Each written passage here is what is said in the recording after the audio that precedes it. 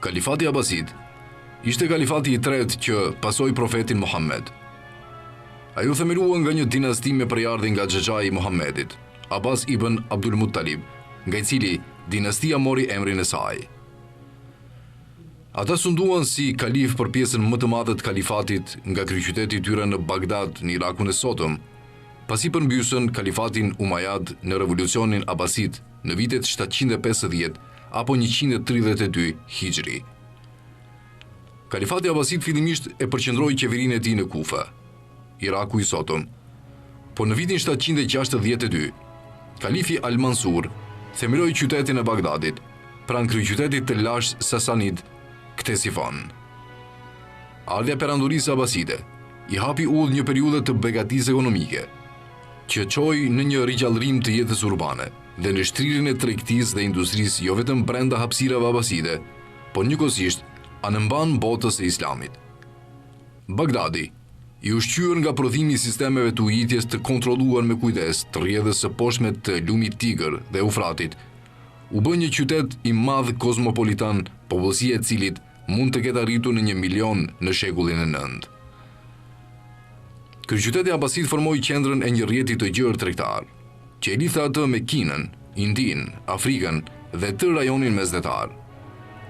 Me sjelljen e këtyre rajoneve të ndryshme në kontakt të vijueshëm tregtar me njëri tjetrin, tregtarët musliman krijuan një treg ndërkombëtar, në të cilin prodhimet e Indisë dhe të Azisë Juglindore ishin shkëmbyer me mallrat e Spanjës dhe të tokave të Mesdheut.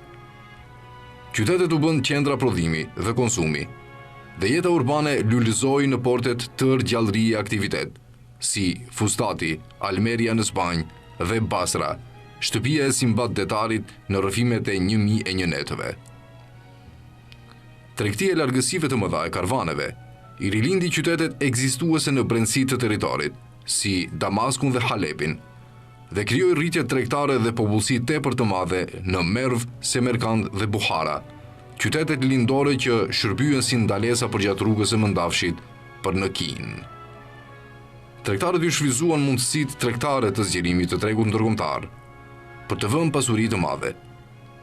Pasuria u dha status dhe një rol të spikatur në trajtësimin e konturave të shoqërisë islame në lindje e sipër.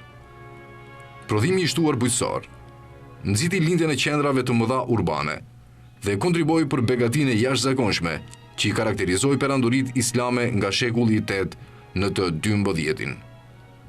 Rritja në bujqësi u bë mundur nga bartja e kulturave bujqësore prej Indisë në lindjen e mesme dhe në pellgun mesdhetar, një proces që krijoi revolucionin më domethënës bujqësor në historinë botërore midis adoptimit të agrikulturës sedentare dhe zbulimit evropian të Amerikave. Pas pushtimit arab të Sindit apo Pakistanit të sotëm, në fillimin e shekullit të 8, kultura bujqësore nga klima subtropikale e Indisë u bartën drejt gjysmëhënës pjellore, Egjiptit, Afrikës dhe Spanjës islame.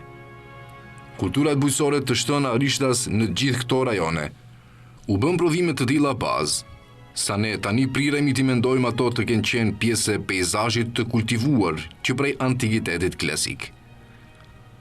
Por arabët i sollën kultura të tilla ushqimore si orizin, kallamsheqerin, limonat, qitrot, bananet, hurmat, spinaqin, patlıxhanin si dhe kulturën industriale, pambukun, nga India në Irak dhe më pas i shpërndan ato përmes Afrikës së Veriut për në Spanjë dhe në pjesë të tjera të Europës.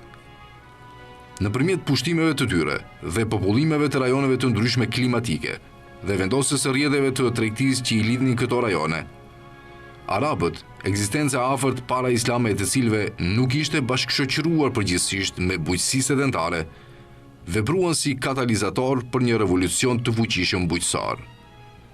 Ai do të kishte ndikim në veshjet të përdorura nga njerëzit, në ushqimet që ata konsumuan dhe në mënyrat në të cilat shumica organizoi jetën e vet të punës.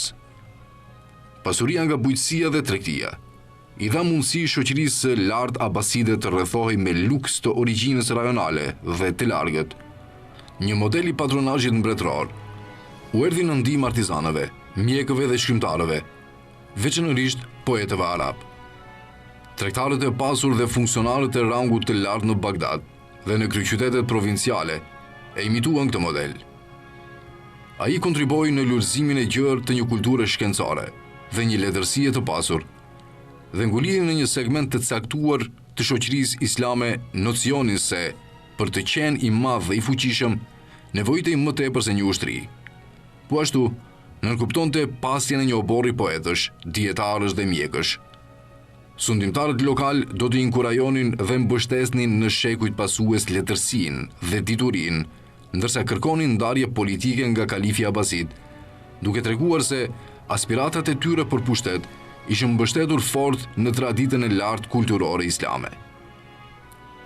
Aventura intelektuale e shoqërisë së lartë muslimane nuk u kufizua me poezinë dhe artet dekorative. Idetë u përhapën po ashtu përgjatë rrugëve të karvaneve dhe udhëve detare, dhe kalifët e princat rekrutuan dietar me emër për në oborret e tyre. Matematikanët musliman, duke punuar brenda traditave indiane dhe perse, dhanë ndihmez jetë gjatë për algjebrën, nga fjala në arabisht el-dihebr, dhe trigonometrin. Astronomët, mjekët dhe kimistët musliman bën punime që ndikuan në zhvillimin e shkencave natyrore në rrethet intelektuale europiane, si dhe muslimane. Patronazhi i kalifit Abasid el-Me'muni 813-833 ndihmoi nisjen e lëvizjes që riktheu veprat e mjekëve dhe filozofëve të njohur grek, midis tyre Aristoteli, Platoni dhe Galeni, dhe i përktheu ato nga greqishtja në arabisht në akademitë e përkthimit të mbështetura financiarisht nga shteti.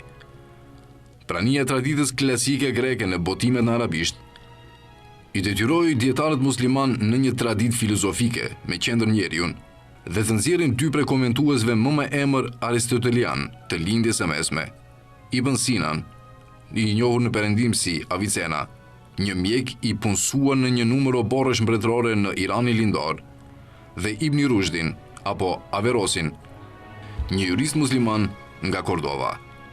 Dalja e botimeve në arabisht të Aristotelit në rajone aq të largëta nga njëri tjetri, si Spanja dhe Irani lindor, është dëshmi e lëvizshmërisë së ideve brenda qytetërimit global të islamit. Prodhimi dhe përdorimi i gjerë i letrës në territoret islame lehtësoi shpërndarjen e ideve shekullare dhe të doktrinës fetare islame. Prodhimi i letrës besohet përgjithsisht të ketë nisur në Kinë në shekullin e parë para erës së re. Ajo hyri në tokat e islamit pas një fitoreje arabe ndaj një force kineze në lindje të detit Aral, në vitin 751. Midis robërve të zënë në përleshje, ishin prodhues letre që u apërcollën aftësitë e tyre artizanëve musliman. E shtën në Bagdad në fundin e shekullit të 8. Letra u shfaq në Spanjë nga viti 900, në një kohë kur shoqëritë perëndimore vareshin akoma nga papirusi dhe pargamena.